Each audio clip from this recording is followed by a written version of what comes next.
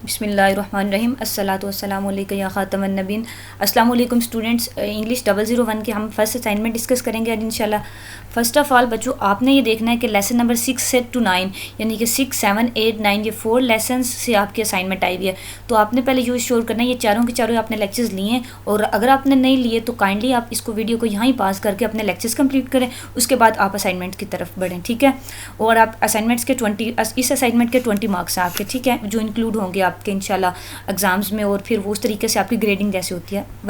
हम सबसे पहले इंस्ट्रक्शंस देखते हैं। इंस्ट्रक्शंस का मतलब होता है हदायत, यानी कि ये हदायत, ये इंस्ट्रक्शन, ये गाइडलाइंस आपने माइंड में रखनी है असाइनमेंट करते हुए। फर्स्ट गाइडलाइन ये है कि upload your assignments in a proper format. Proper format में यानी कि आपने फॉर्मेट कौन सा है, that is MS word file, कि आपने असाइनमेंट अपनी MS वर्ड में बनानी है, यानी कि माइक्रोसॉफ्ट ऑफिस में बनानी है, वर्ड में, उसमें आपने बना के उसी फाइल को अपलोड करना है। यानी कि कोई PDF फाइल या और छोटे मोटे होते हैं ना, जो मतलब टाइपिंग करने वाली और होती है, जैसे ऑफिस हो गया, और छोटे मोटे मोबाइल में अलग-अलग ऑफिस होते हैं, उनमें नहीं, माइक्रोसॉफ्ट वर्ड में बनानी है और ये फाइल अपलोड करनी है आपने, ठीक है।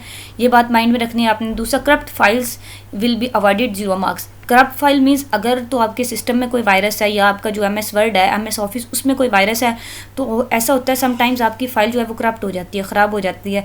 तो अगर आपकी कोई ऐसा प्रॉब्लम है तो पहले आप अपने सिस्टम को एंटीवायरस करें, या MS वर्ड को आप श्योर करें कि ठीक से इंस्टॉल है आपके सिस्टम में जिसमें आप असाइनमेंट बना रहे हैं, ताकि आपकी फ़ाइल करप्ट ना हो, ओके।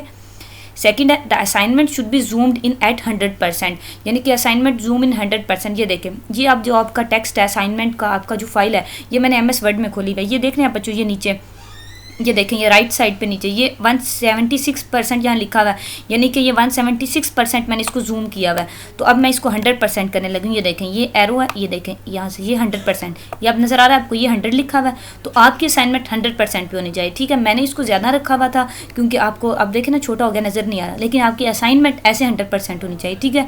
ये मैं आपको जस्ट समझाने के लिए कि अब इसको मैं अगेन जूम करके आपको आगे हम फर्दर देखते हैं, ठीक है। मैंने ये 168 हो गया, बल्कि अब देखिए अब और ज़्यादा हो गया है।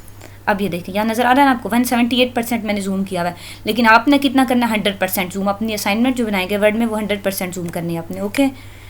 नेक्स्ट है, please avoid plagiarism. Plagiarized work will be marked 0। Plagiarism ये होता है कि आप कहीं से कॉपी कर लें, आपने गूगल से या किसी भी से, विकीपीडिया से, कहीं से भी किसी की असाइनमेंट कॉपी कर ली, उसको कहते हैं प्लेजरिज्म। यानी कि कुछ सॉफ्टवेयर ऐसे होते हैं, आपकी असाइनमेंट चेक होती है, प्लेजरिज्म उसका चेक होता है, यानी कि वो आपकी सेम चीज़ कहीं भी नेट पे पड़ी हुई है तो आ जाएगा कि आपने ये यहाँ से कॉपी की है। कॉपी पेस्ट नहीं करना, खुद से बनानी है, इसका ये मतलब है, okay. After the due date the assignment submitted via email would not be entertain. तो ड्यू डेट के बाद, यानी कि जो आपकी लास्ट डेट है, उसके बाद आपने असाइनमेंट सबमिट नहीं करानी, विदिन जो आपको टाइम प्रोवाइड किया गया, विदिन टाइम आपने सबमिट करनी है। Please avoid submitting copied assignments, ठीक है। ये भी बात वही कि प्लेजरिज्म का ये तो मतलब होता है नेट से कॉपी पेस्ट करें, और यहाँ कॉपी का मतलब ये होता है कि आप किसी और स्टूडेंट की कॉपी पेस्ट कर लें, या आप किसी का कॉपी किया हुआ, ये भी आपने नहीं करना। Otherwise such a case would be refer to the discipline committee. अगर आपने कॉपी की है तो डिसिप्लिन कमेटी आपकी यूनिवर्सिटी की जो बनी हुई है, उसको केस रेफर किया जाएगा, तो जाहिर है फिर आपके मार्क्स में फ़र्क पड़ेगा। मैं आपको इस वीडियो में तरीका सिर्फ बताऊँगी, बनानी आपने खुद है, मैं आपको समझाऊँगी, ठीक है। आपने खुद बनानी है ताकि आप सबकी डिफरेंट हो, खुद से आप क्रिएट करें। पहली बात तो मैंने आपको बताई, आपने 6, 7, 8, 9 लेक्चर्स लें। आपने अगर नहीं लिए, वे आपके इंग्लिश में लेक्चर हैं, तो इधर ही चैनल पे पढ़े हुए लेक्चर्स बहुत अच्छी तरह ब्रीफली मैंने एक्सप्लेन करके समझाया है। आप वो लेक्चर्स लें, आपको पता चल जाएगा कि आपने करना क्या है, और फिर बाकी जो आपने करना है कुछ, वो मैं आपको अभी एक्सप्लेन कर देती हूँ इस वीडियो में, ओके। नेक्स्ट इंस्ट्रक्शन है, the font colour should be preferably black and font size 12 times new Roman. इसके लिए आपको MS वर्ड में ऊपर होती है सेटिंग में, इधर होम में जब आप जाते हैं ना, उसमें तो उसमें होता है कि आपने फ़ॉन्ट कौन सी रखनी है, टाइम न्यू रोमन्स, और फ़ॉन्ट कलर कौन सा, यानी कि आप ये ब्लैक में सारा राइट हुआ है ना, फ़ॉन्ट कलर यानी कि जिसमें टाइप हुआ है ये ब्लैक कलर आपने रखना है, और फ़ॉन्ट साइज़ वो 12 रखना है, ठीक है। वो ऊपर MS वर्ड में आप यूज़ करते हैं अगर, तो उसमें ऊपर प्रोवाइड होता है, ठीक है। और टाइम न्यू रोमन्स लैंग्वेज है, उसमें ढेर सारी लैंग्वेजेस होती हैं। ये जो सिंपल लैंग्वेज जो यूज़ होती है ना आपके लिए, वो टाइम न्यू रोमन्स ही है, ठीक है, टाइम्स न्यू रोमन। ये भी आई थिंक उसी लैंग्वेज में लिखा हुआ है, तो ये बात आपने फॉलो करनी है। नेक्स्ट अब हम आए हैं मेन क्रक्स जो हमारी असाइनमेंट का क्वेश्चन नंबर 1 देखें। Morpheme is the smallest linguistic unit that has semantic meaning. आपको याद आया कुछ, ये आपने लेक्चर नंबर 8 है आपका मॉर्फीम्स का, उसमें हमने मॉर्फीम्स का डिटेल से डिस्कस किया था। अगर आपने लेक्चर नहीं लिया, अगेन कह रही हूँ, जाके पहले लेक्चर लें, फिर असाइनमेंट करेंगे, तो इंशाल्लाह आपके पूरे 20/20 मार्क्स आएंगे। ओके, मॉर्फीम क्या होता है? ये मॉर्फीम की डेफिनेशन हमने लेक्चर नंबर 8 में डिस्कस की है, उसमें एग्जांपल पढ़ी, हमने डिटेल से इनको पढ़ा। ये उसने अगेन मॉर्फीम की हमें डेफिनेशन प्रोवाइड किया है कि linguistic unit smallest linguistic unit होता है जिसको मॉर्फीम कहते हैं, उसका सेमेंटिक मीनिंग होता है, यानी कि उसका कोई ना कोई मतलब होता है। Identify the number of morphemes in the given word. तो इन जो 5 वर्ड्स हमें प्रोवाइड किए गए, इसमें हमने नंबर ऑफ मॉर्फीम्स आइडेंटिफाई करने हैं। तो देखें बच्चों, पहला वर्ड है प्रिस्क्राइब। आपको याद होगा अगर आपने लेक्चर लिया हुआ, वरना लें लेक्चर, ओके। अच्छा, प्रिस्क्राइब, समझ रही है ना? इसमें 2 मॉर्फीम्स बने, एक प्री और दूसरा स्क्राइब, समझ गए बात?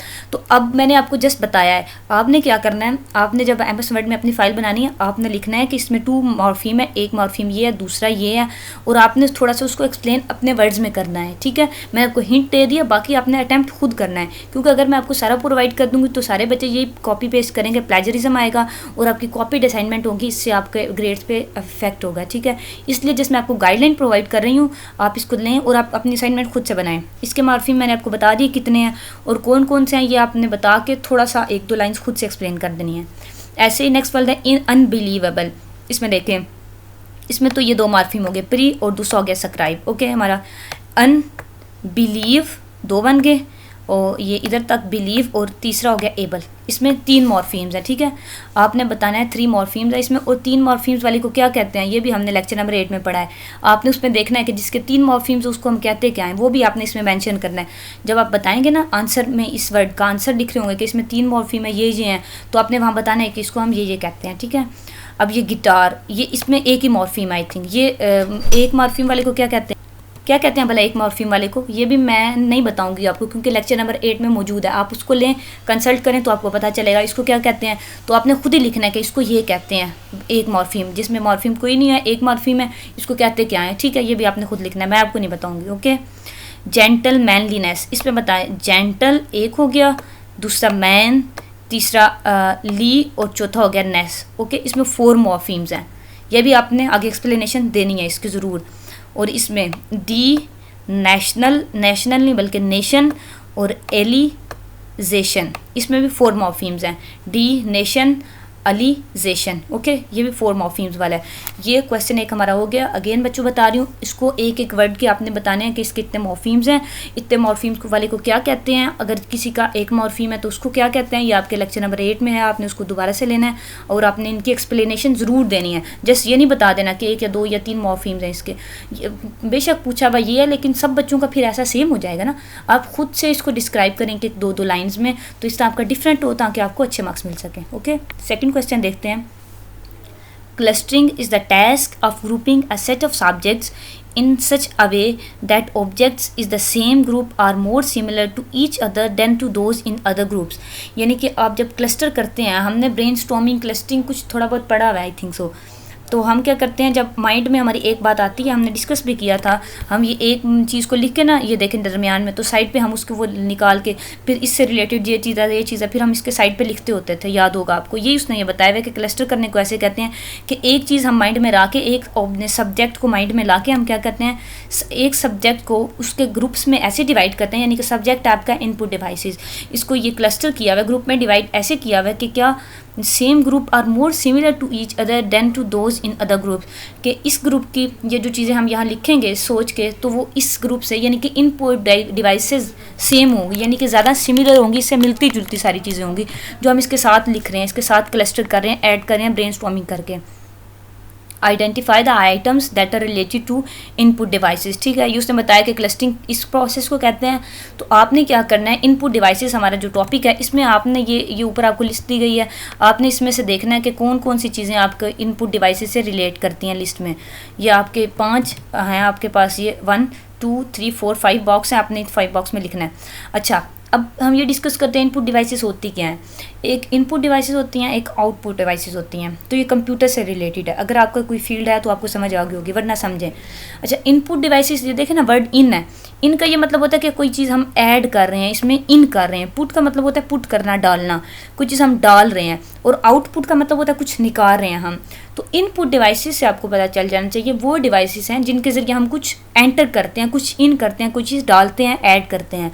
देखें, सबसे पहले कीबोर्ड, आपके माइंड में क्या आ रहा है, कीबोर्ड पे आप कुछ टाइप करते हैं तो वो एंटर होता है ना आपके सिस्टम में, मतलब आप इन कर रहे हैं ना, तो कीबोर्ड क्या हुआ, आपकी इनपुट डिवाइस हुई। ओके, तो अब बेटा आपने सिर्फ ये नहीं लिखना कि कीबोर्ड इनपुट डिवाइस है, आपने ये जो मैंने आपको उर्दू में बताया ना, इसको एक दो लाइन आपने इंग्लिश में लिखनी है कि keyboard is input device because we enter data in keyboard which enter in the system, कि हम जो कीबोर्ड में डेटा एंटर करते हैं वो सिस्टम में एंटर होता है।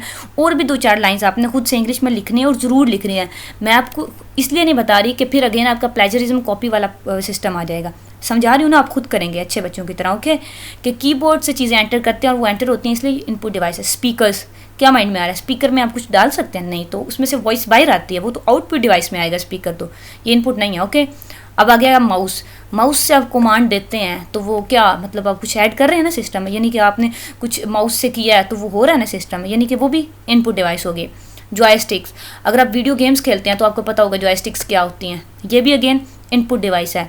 तो आपने सिर्फ ये नहीं लिखना, फिर बता रही हूँ, यहाँ तो आपने लिख देना ना, ये आपने जब लेके जाएंगे ना एमएस वर्ड में, तो आपने बताना है कि ये लिख दिया, फिर आपने एक एक चीज़ को एक्सप्लेन करना है कि इसको ये इनपुट डिवाइस है, क्यों है और कैसे है, ये आप खुद करेंगे। ओके, नेक्स्ट आ गया मॉनिटर, ये इनपुट डिवाइस है या नहीं। तो मॉनिटर तो एक स्क्रीन होती है ना जिससे आप व्यू कर सकते हैं, चीज़ें देख सकते हैं, तो ये तो डेफिनेटली आउटपुट डिवाइस है।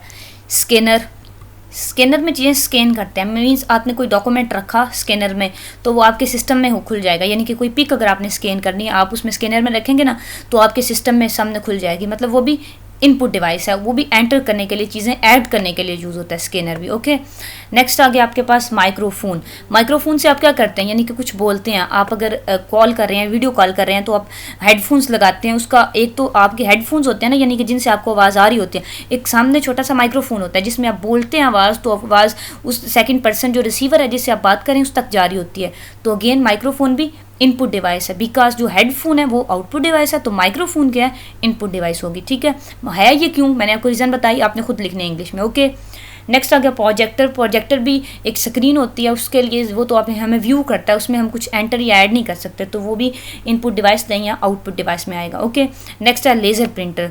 तो प्रिंटर से आप क्या करते हैं, प्रिंटर से चीज़ें आप निकाल सकते हैं, यानी कोई डॉक्यूमेंट आपने सिस्टम में देखा उसको आप प्रिंट कर सकते हैं, प्रिंटर में कुछ एंटर करके आप सिस्टम में डाल नहीं सकते, तो ये अगेन प्रिंटर भी क्या हो गया, ये हमारे पास इनपुट डिवाइस नहीं है, ये आउटपुट डिवाइस है। ठीक है, सॉरी मैंने इसको ये कर दिया, अंडरलाइन कर दिया, वेल इट्स ओके, लेकिन आपको मैंने समझा दिया ना कि ये हमारे पास प्रिंटर भी क्या है, आउटपुट डिवाइस है, ये इनपुट डिवाइस नहीं है। ठीक है, 1 2 3 4 और ये 5 इनपुट डिवाइसेस मैंने आपको बता दी हैं, सबको बच्चों पता है, जिसने असाइनमेंट करनी है ना उस सब ने ये कहीं ना कहीं से ढूंढ लेना कि ये 5 इनपुट डिवाइसेस हैं, ये आपके 5 जो सर्कल्स हैं इनमें आ जानी है, लेकिन ये क्यों है, एक एक बात एक्सप्लेन जैसे मैंने आपको की वैसे आपने ज़रूर करनी है। ओके, और अगेन एक लास्ट बात सुने ज़रूर मेरी, अगर बेशक आप चीट करके या वीडियो लेके या कुछ भी करके आप अपनी असाइनमेंट कर लेंगे, लेकिन बच्चों अपने एग्ज़ाम्स भी देने हैं, तो मैं बिल्कुल भी नहीं चाहती कि आप चीटिंग करें। वीडियोस जस्ट मतलब है आपको गाइड करने का, आपको एक गाइडलाइन, एक पाथ प्रोवाइड किया है मैंने, तो मैंने आपको सब समझाया, आपने खुद इसको करना है। सबसे पहले तो आपने लेक्चर्स लेने, बेशक अगर आपने लेक्चर नहीं लिया आप असाइनमेंट तो कर सकते हैं, लेकिन एग्ज़ाम नहीं आप अपने